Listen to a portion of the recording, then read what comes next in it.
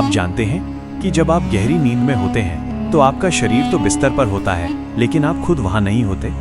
हर रात आपके साथ एक ऐसी घटना घटती है जिसे साइंस नींद कहता है, लेकिन इस्लाम उसे आधी मौत कहता है। अल्लाह कुरान के सूरा अज़-ज़ुमर 39-42 में फरमाता है, अल्लाह ही रूहों को उनकी मौत के वक्त कब्ज़ करता है, और जिनकी मौत का वक्त नहीं आया उन्हें उनकी नींद की हालत में ले लेता है। इस आयत पर गौर कीजिए। इस्लाम हमें बताता है कि नींद सिर्फ जिस्मानी आराम नहीं है, बल्कि ये एक रूहानी सफ़र है। जब आप सोते हैं तो अल्लाह आपकी रूह को अपनी तरफ बुला लेता है। इस्लामिक स्कॉलर्स बताते हैं कि रूह और जिस्म का ताल्लुक पूरी तरह ख़त्म नहीं होता जैसे मौत में होता है, लेकिन ये ताल्लुक इतना कमज़ोर हो जाता है कि इंसान को आसपास की खबर नहीं रहती। इसीलिए नबी करीम ने नींद को मौत की बहन कहा है। सोचिए, हर रात आप एक छोटी मौत मरते हैं और हर सुबह आपको दोबारा पैदा किया जाता है।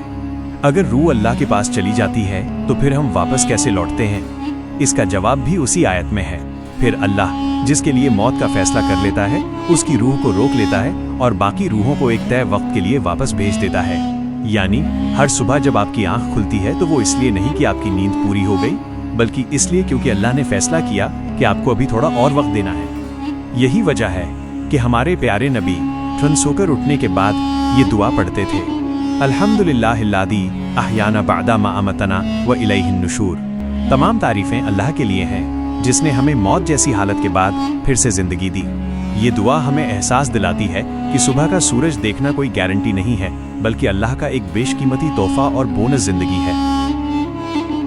अब बात करते हैं ख्वाबों की। जब रूह अल्लाह के पास होती है तो उसे कुछ ऐसी चीज़ें दिखाई जाती हैं जो इस दुनिया की नहीं होती। हदीस के मुताबिक सच्चे ख्वाब अल्लाह की तरफ से एक इशारा होते हैं, लेकिन याद रहे हर ख्वाब रूहानी नहीं होता। कुछ हमारे दिमाग के ख्याल होते हैं और कुछ शैतान की तरफ से डराने की कोशिश।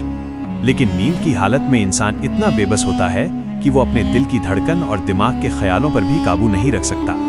ये हमारी कमजोरी की सबसे बड़ी दलील है कि हम अपने वजूद के लिए भी अल्लाह के मोहताज हैं। अगर आपको ये कोशिश अच्छी लगी तो वीडियो को लाइक करें और हमारे चैनल को सब्सक्राइब करना न भूलें। आपकी एक छोटी सी कोशिश हमें और भी बेहतर काम करने का हौसला देती है। ख्याल रखिएगा अपना और अपनों का। अल्लाह हाफिज।